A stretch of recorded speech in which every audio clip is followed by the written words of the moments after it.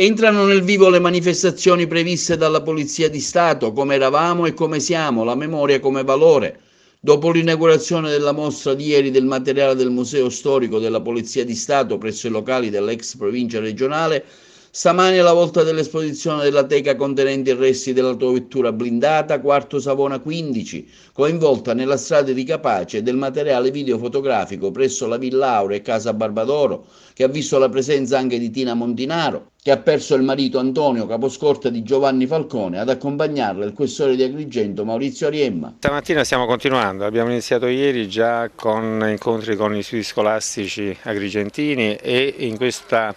cornice che è la Valle dei Templi, che rappresenta il simbolo della città di Agrigento e della provincia di Agrigento, della storia, 2600 anni di storia, quindi penso che sia il posto più importante della nostra città e sono ben contento, insomma, anche emozionato in questo momento. Sono a fianco di Tina, che come ho detto è stata la giovane sposa, moglie, nonché mamma di due splendidi ragazzi, adesso anche nonna, se lo posso dire, di un splendido bambino di nome Antonio che porta il nome del papà. Siamo a fianco a quella che Tina l'ha detto ieri, ma io lo condivido già da tempo, a quello che era un nostro sacrario, la nostra tomba, insomma, a fianco i resti della macchina, della croma blindata, della Quarto Savona 15, che era la sigla della scorta di Giovanni Falcone, in cui Antonio, Rocco e Vito il 23 maggio del 1992 hanno sacrificato la loro vita. E quindi per me oggi è un momento di particolare commozione ed emozione essere in questa Valle dei Templi, ed è l'occasione anche per esaltare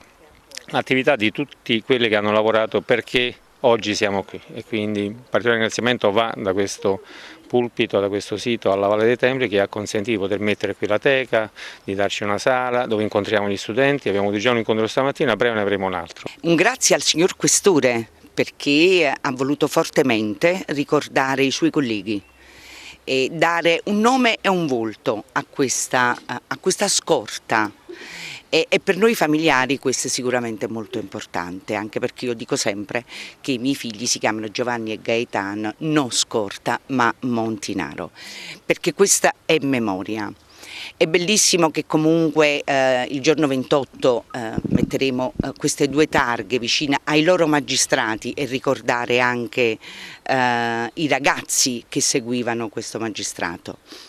La Quarto Savona 15 qui chiaramente, insomma, è voler dimostrare che quel 23 maggio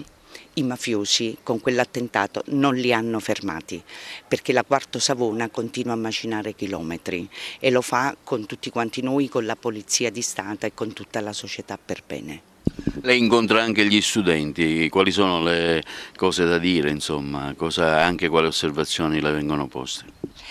Allora io dico sempre ai studenti che non devono essere indifferenti, perché noi su questo non siamo stati bravi, siamo stati parecchi indifferenti, abbiamo sempre fatto finta di niente, quindi si vuole proprio sollecitare i giovani a voler essere diversi da noi, se vogliamo veramente che le cose cambiano e che certe cose non debbano più accadere, quindi loro devono sapere quello che è successo nel loro paese. Chiaramente loro ti fanno tantissime domande perché a quei tempi non c'erano, no? Quindi vogliono sapere anche tante piccole curiosità. Come l'ho saputo, come stanno i miei figli e come è continuata la mia vita. La mia vita sicuramente continuata, devo dire, a dispetto di qualsiasi cosa, bene, perché ho due figli splendidi e il sorriso non me l'hanno tolto e quindi hanno perso loro. Signora, lei ha perdonato chi ha ucciso suo marito? Nel modo più assoluto no, e non penso di poterlo mai fare, anche perché non mi è mai stato chiesto. Ma in ogni caso io penso che certe cose non si possono perdonare, il perdono è una cosa talmente personale, ma io ogni volta che mi giro a guardare questa teca e penso che lì dentro ci stanno 3 vite, 3 sogni, 3 passioni, se la guardiamo bene ci stanno ancora le macchie di sangue e quindi non penso che si possano perdonare certe persone, se persone si possono chiamare.